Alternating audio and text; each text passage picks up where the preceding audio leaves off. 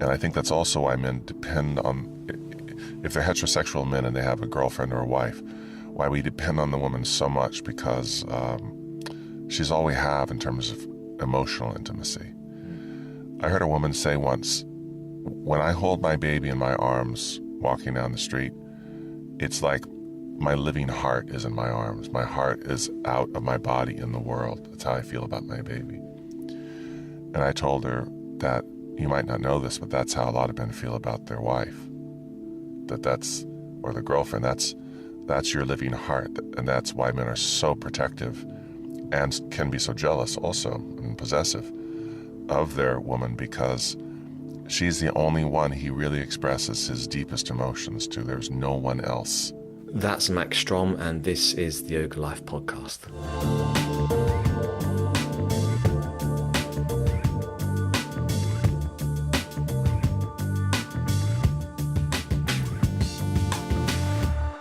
Hello there, how are you?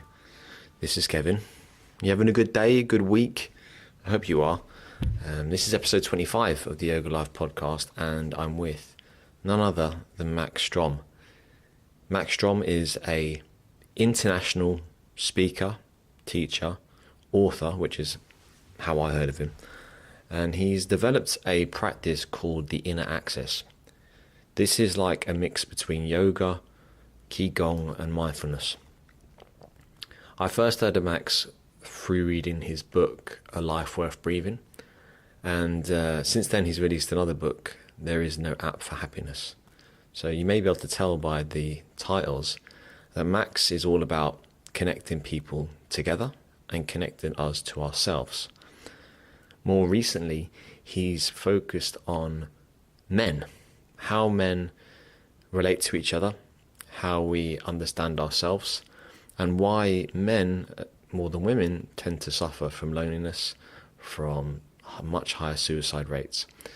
This is an area that interests me, being a man. Do that in my deep voice. And so I went over to see Max in Triyoga in London a few weeks ago. Went to his first Calibrated Man workshop. It was a fascinating experience, a really good turnout, good attendance. And it's made me think a lot more about how yoga has affected me as a man and how I've changed as a man. I'll talk a lot more about this in another podcast, but it's an area that's going to be, I'm going to touch on much more in the future. Max is phenomenal. He's got, as I said in the previous podcast, a really great voice as well, which I think is so important, especially if you're a teacher. So I hope you enjoy this episode. If you get a chance to check out his book, A Life Worth Breathing, it's available on Audible if you don't like reading and you prefer listening like I do. If you enjoy, please leave a review on iTunes. We're at 55 stars already, so this is unbelievable. We keep going, we're knocking out the park. So if you get a chance to leave a review and a rating, I'll be your friend forever, basically. We're BFFs forever, pinky swear. So enjoy, and here's Max. Hey Max, how are you? Never better. Nice to be talking to you in London. Yeah, we're sitting in a nice black Audi outside Triyoga. Yes, it's in my rider. I will only do interviews in black Audis. You're being a diva. That's right. I want an ice sculpture next time as well of myself. So to give people some context, I was at your workshop, The Calibrated Man, and I'm feeling more calibrated already. I hope so. on Friday in Triyoga, Shoreditch, and it was phenomenal. As you were saying, it's the first one you've done. Yes, the first one I've done just for men.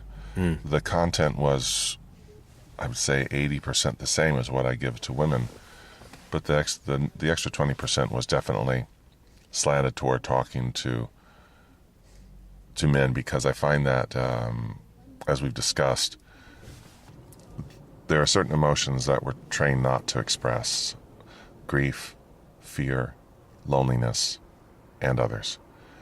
And it goes double for men, because for us it's not just socially unacceptable, but if we express some of these emotions like grief, fear, and loneliness, and especially grief and fear, it actually knocks us down as viable men.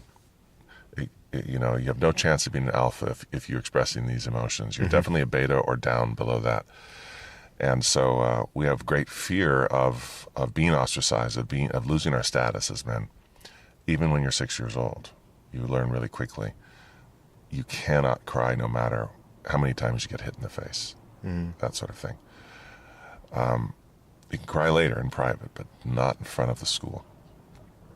And so even if you had parents that were very understanding and told you that you can express your emotions, when you get to the schoolyard, it's all different. Yeah. I think that's something that isn't talked about a lot, though, because men are too proud, maybe. They're too... as you said on Friday, men want to compete with each other. A lot of it is that they feel like maybe they need to compete with each other. Yes. And everything's a competition. Everything's competition, absolutely.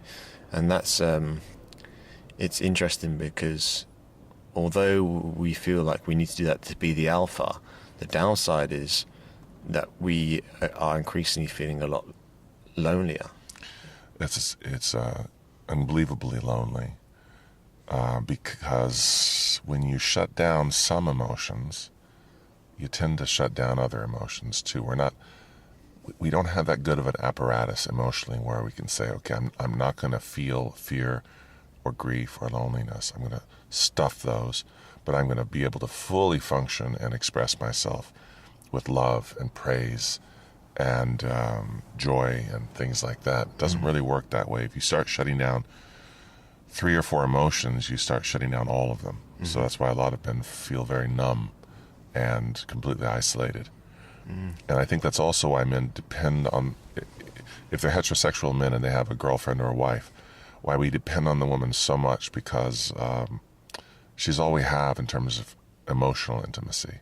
I heard a woman say once, when I hold my baby in my arms walking down the street, it's like my living heart is in my arms. My heart is out of my body in the world. That's how I feel about my baby.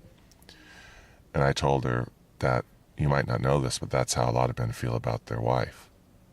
Or their girlfriend, that's your living heart. And that's why men are so protective and can be so jealous also and possessive of their woman, because she's the only one he really expresses his deepest emotions to. There's no one else.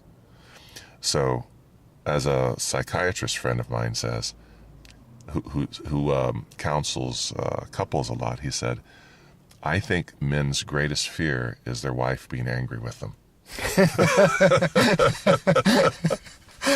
And we had a good laugh, but he said, I'm serious. He said, because when the wife gets mad at you and you feel that the source of love cut off, he goes, that's all you got. You know, if a woman's husband gets angry and they have a big fight, she can go to her girlfriends, they commiserate, they might even cry. They'll even sleep in each other's bed. They'll say, can I stay over the night? You know, and they'll hug each other like sisters. As men isolate themselves when they go into a situation like that. So we're really much more starved. Men, I believe, are much more starved for intimacy. And I don't just mean physical intimacy. I mean emotional intimacy. Because we're taught not to be vulnerable. And if you want to be intimate, you have to be vulnerable. So we're really stuck between a rock and a hard place. But as you said on Friday, we're not shown how to do it. As in, we don't... like, I think if you think of vulnerability, I think of tears. I think of crying. And the last thing I want to do is cry in front of my girlfriend. Right. Because I would feel weak. Right. And I think that's the difference between... I think a lot of men don't understand what is the difference between vulnerable and being weak. Exactly. Because the way we were trained, there is no difference. But as you were older, and as I said last night, and this is kind of funny, we have to be careful not to allow the infrastructure of our emotions be defined by a mob of bratty children from when we were kids. Because if you think back, those are the kids that defined us. But now when we look back, they're just a bunch of brats, and they're my age and suffering the same things that I'm suffering through. So we can decide who we are, not allow our childhood to decide who we are and how we feel. But in terms of weakness versus vulnerability, all vulnerability means is that you're at risk. And so a soldier in the field doing a heroic action, showing bravery, means that he or she is more at risk. They're doing something, let's say, to save their mate, and maybe getting shot as they do it, and they consider that's a brave man. That's because he took a risk. That means he was in a vulnerable position. That's physical. But emotional is the same thing. If you're the first one to say, I love you, and then the other person says nothing, that's a very vulnerable position to be in. If you ask a woman out and she says no, that's very vulnerable. Men are asked to do these vulnerable things, like be the person who asks out the person. Otherwise, we would never get asked out, most of us. But also, even being the protector, it means, if there's somebody breaking in your apartment, you're the one that's supposed to go get in harm's way. You don't wait in bed while your woman goes and gets in harm's way. So we are put in vulnerable situations all the time, and mostly none of it's good. We don't see any good in it. It's just risk, and it's risk of damage. But when it comes to vulnerability in relationships, it's essential, and it is good. But we're not taught that. And women do participate in this to a certain degree. I mean, I can't remember the exact quote Woody Allen said. It was very funny. He said something like, it's too bad that loneliness, desperation, and insecurity weren't sexy to women. This is one of his movies from the 70s, back when he was very popular. Yeah. So it was something like that. That you get the gist of it. Yeah. And if you talk to women, that's true. That women prefer, usually, not always, but usually, a man who's confident, because they're not wired to protect us. So if we meet a woman that we really like, but she's not real confident, we feel that's all right. I can protect her. It's not a bad thing necessarily, but for a woman, she wants the man to be confident and sure of himself and be able to make good decisions, because in the old days, he'd be making decisions for the family. Now everything's up in the air and no one knows what to do. And we need to calm down and relax a little bit and talk to each other and create maybe a new way of courting and so on, rather than shouting at each other about all this, I think. Well, you've touched on something interesting there, because I was at a dinner party last night. We were talking about Tinder, and my cousin had just discovered. I mean, as in he discovered Tinder, not he's married. Okay, now wait a second. I'm 62. What's Tinder? Are you serious? Yeah, I don't know what it is. Okay. Wow. Okay. So Tinder is the most popular online dating app. Oh. But when you said just what you said there about, and we were talking about my cousin was blown, his mind was blown that you swipe left, if you like someone, swipe left. If you don't like him, you swipe right or one or the other. Yeah. And all you see is a picture, their age, maybe their height, and a few little things about them. Uh-huh. But his mind was blown by it, and we were talking about people we know that had met through Tinder. But that takes away the risk of a guy going up to a girl at a bar and putting himself out there and doing that thing that we've kind of done all our life. So what I want to ask you is, when you say a new way of courting, have you thought about maybe how that we could do that? Because I know so many people, I'm 36, I know so many people my age that are not married, don't have kids and want to, but they just can't meet someone because the relationships are so transient. If I don't like you one night, I just swipe left and meet someone else the next night. Wow. Well, that's romantic. Whatever happened to poetry and romance? Yeah. Are we doomed, Max? Well, for the moment we are, but I never believe in permanent doomness. I mean, there's so many times in history where you look at a country where you couldn't possibly say how it could come back, and then we do, and we do. And so I think there's a way around it, but,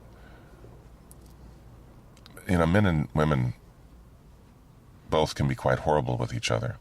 And men's tendency is to be more aggressive physically, and women's to be more the term in Germany is mobbing. In America, it's bullying. But where they can ostracize someone. You see this with teens or tweens, where the girls get in groups and then they decide to ostracize one of the girls. And this is done online quite a bit. I've read articles about this, and the girls get terribly upset. Now there's even problem with suicides based on this. And that's more, has been through the centuries before the internet, more of a woman's way of interacting in society. It's like this egalitarian way of behaving, but if someone steps out of line, they go after them as a mob, basically. Even just as simple as, we're not talking to you anymore, you can't sit with us, that kind of thing. Whereas the boys will get in a fist fight. And you put those two people in a marriage, one deals with his emotions with aggression and violence, physical violence, I should say, and the other woman, verbal violence or ostracization. And that's where domestic violence comes in. We need to sort all that out. And, of course, the first thing I think is men need to vow to never hit women, ever, no matter what. Sometimes you have to walk away, maybe for a couple of hours to cool down, but that's okay. You just never hit someone or your child either out of anger. But women have some work to do as well in relationships. For example, you can't say things, you can't get 4 inches from the man's face and say the most demeaning things you could possibly say, and then later say, I'm sorry, I was just angry. You can't unhear some things that make you feel very small inside. And so there's work to be done all the way around. But yeah, let's start with no physical violence. That's a good idea. Yeah. But one of the things that I think you said something brilliant on Friday about the best way to drive someone crazy, or the most effective way to drive someone crazy, is to isolate them. And we do that through how now people isolate, but through technology. But I think the ultimate price for poor mental health is suicide. Yes. I mean, it's and it's a subject that's kind of close to my heart, and male suicide in general. And I wanted to ask you, and I'm sure people have different opinions on this, but what do you think the main reason for men? Because I've read the statistics. What do you think is the main reasons for why men are far more likely to commit suicide than women? Well, this is not my field of expertise, so it's just my opinion. Yeah. But, and in case your audience doesn't know, in the UK, and I assume Ireland and the US, I think the statistics are pretty close to the same, where of suicides, 75% of them are men. Yeah. And that's a startling statistic. I think it's due to isolation, that men feel lonely and isolated and don't know how to change that. I think men can be deeply lonely. There's even a statistic I read once that said if a man has a heart attack, let's say a severe heart attack, so he has to recover from this, his chances are really good that he's going to recover if he has a wife that loves him. And his chances are poor if he doesn't. That's how significant love is on a human being. And so if you're an old, and by the way, don't forget the suicides are mostly men over 50, the vast majority. So that says something. So maybe the men are in a loveless marriage at this point, or they're divorced. And if they don't have someone who they can look after and who loves them, they're just in this deep isolation that can lead to great depression and hopelessness and then suicide. And of course, men tend to deal with things with physical violence ultimately, and it can be violence towards yourself. Yeah. But interestingly, the recent statistic in England, I almost said London, for self-harm is 1 out of 6 people have self-harmed in the last year. That's a tremendous amount of people. And a 14-year-old girls, it's 1 out of 4. Wow. Yeah. So we're not living in a way, obviously, that feeds the spirit now. We have everything we need except happiness, it seems. Do you think there is... I'm thinking about Fight Club, the movie. I never saw it. I am aware of it, but I never saw it. Oh, it's very good. Yeah. But one of the things the main character talks about is that some men lack purpose, that there's no great war, there's no... and it talks about how men that go away to war feel like they have a duty now, they have a brotherhood, they have something, so a common enemy to fight against. And it's epic. And it's epic, Yes. yeah. And their name will go down in history maybe, and now we don't, I suppose, have that as much. Or men that don't, and this I'm kind of making 2 points here really, and this brings me on to this book called Triyoga by Sebastian Junger. I just saw his TED Talk. Did you? Actually, 2 of them. He has 2 TED Talks. Yeah. I was very impressed. Yeah, so I thought that he may interest you, and I find that really fascinating. That, from what I gather, it wasn't the PTSD. It wasn't from what they experienced abroad, but was more so coming back to society, feeling like they had no purpose, and no safety. And no safety. Yeah, don't forget that aspect of it. And I'm gathering this from his talks, but also from vets that I've spoken to. And vets in America does not mean veterinarian. It means combat veterans. Yeah. So that's what I'm referring to.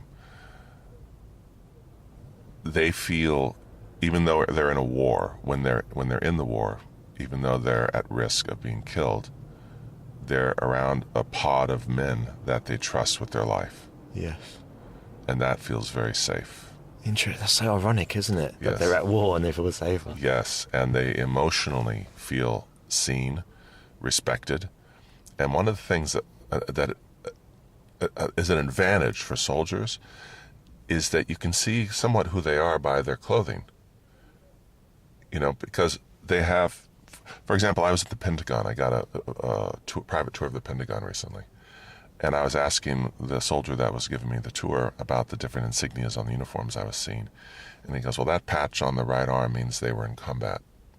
That one there means they were wounded. That one there means they were heroic. That one there shows their rank. And so I was thinking, that's so interesting. A man walks up to you, and before you even have a conversation, you could think, that's a formidable human being I'm looking at. Because the clothing tells you.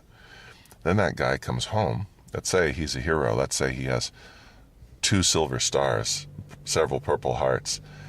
He's a lieutenant colonel. He almost died a few times. He saved people's lives. He will go down in history. He comes home, he's wearing normal clothing, and someone comes up to him and dents his car and doesn't say, I'm sorry, and treats him with complete disrespect. And he just has to bite his tongue because he's not in the army anymore, and just take it. And people don't no longer treat him with the respect he deserves and earned because they can't see who he is because he's not wearing a uniform. That's so interesting.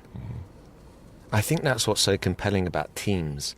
I was saying to you, I quit alcohol 2 years ago, and I don't. Good for you. Thank you. And but I also had to quit a bunch of, I would say, brothers. That I played football with every Saturday, trained with twice a week. Loved them, and we got on so well. We used to go on holiday together, and and now I don't see them at all. And I find that transition was very difficult because I felt like I had a place in the team. I had a job, and I was part of this bigger system, and I was needed. And that's something we lose when we leave school. When we leave, and I think a lot of people find that when they join a company, that's their new team. Their new. So I have. And another thing is with alcohol as well, is when you're a man, you drink alcohol, you can be like, I love you, man. I love you too, man. Yeah. But if you said that to someone without any beers in the middle of the day, but He must fancy me. Exactly. Actually, I think that's one of the reasons why Northern European societies drink so much alcohol, the men, because that's when we become expressive. You watch a sports game and we can shout and yell and get angry, get sad, say, "Oh, they lost! Can you believe you did that?" Get excited and hug each other when our team wins, and we become very vivid emotionally, but only when we have alcohol. It's a real shame. Well, Max, I know you got your workshop, haven't you now? I'm sure. I do. I have to go now. Yeah, because... Pleasure speaking with you, though. Yeah, absolutely. Thank you so much. So I wish you the best of luck in the future workshops. And, yeah, thanks again. Thank you. We'll talk again, eh? Yeah. Okay. Woohoo! Thanks so much for listening. Hope you enjoyed that one. It was great to finally speak with Max. Before we left, actually, we parted company. He said that he'd be definitely keen on speaking again. So maybe 2019 we'll have another episode with Max. Next week, I have with me Louis Durany, who is the founder of Om Apparel. I've got some of their gear. It's great clubber for gents who like to do yoga and look cool at the same time, which I try to do. I met Louis in his offices in Shoreditch, otherwise known as Towers, and it was great to chat with him. That's going to be episode 26, so if it's already uploaded, you can just scroll to the right or the left, I'm not sure, and check out episode 26 with Louis. As always, thanks so much for listening, for tuning in. If you have any questions, comments, find me on Instagram, kevinboyleyoga. Otherwise, if you get a chance to leave me a review on iTunes and a rating, I'd really appreciate it. Look after yourself. Chat next week.